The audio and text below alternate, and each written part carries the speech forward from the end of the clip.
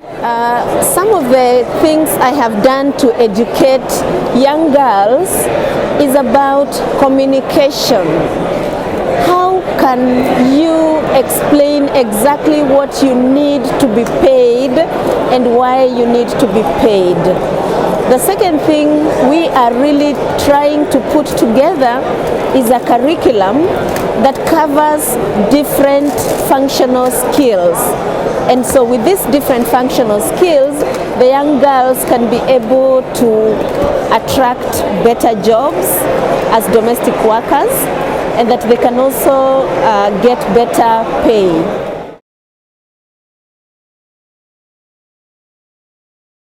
There are many reasons why the girls get into domestic work, and by the way, also boys. It's not just girls anymore. Some of them are orphaned by HIV and AIDS, and then they go to stay with a relative who sends them to go and work. You know, so the relative acts like the person who is really getting the job and also getting the payment. You know, some of them just dropped out of school because they got pregnant and their parents sent them out of home. You know, and so the girls have no alternative but to look for a job through which they can feed their children and also, you know, take care of themselves.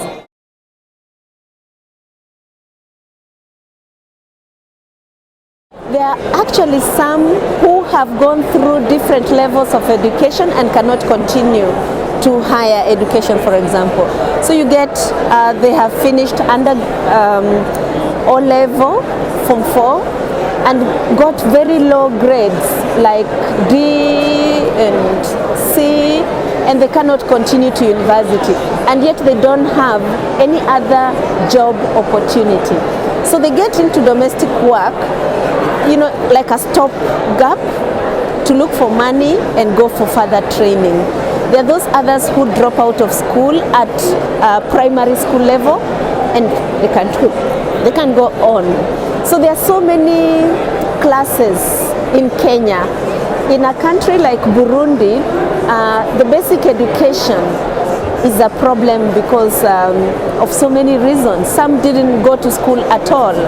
Some are even street children that somebody has tried to pick up and take them through literacy classes, you know, foreign languages, and then domestic work, just to be able to open them up to work.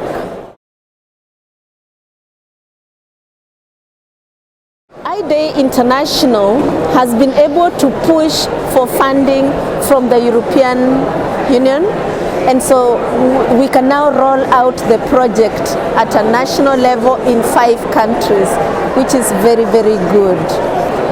There's Uganda, DRC, Burundi, and Rwanda, and then Kenya.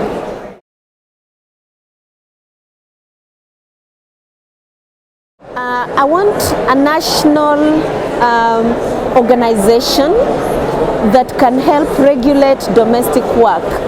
This has to take into consideration a lot of support from government, because it is government that gives legislation, makes legislation, so they can, we can make the legislation and push it to government through civil society organizations, and therefore be able to have an organization that organizes, trains domestic work, and then they can also be recognized and be paid better money.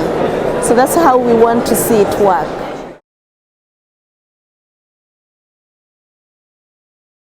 For me, 2015 is about that other person who has not been able to access education for various reasons.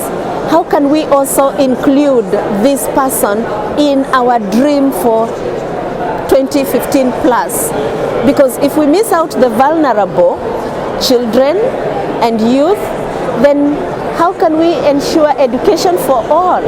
It's not possible.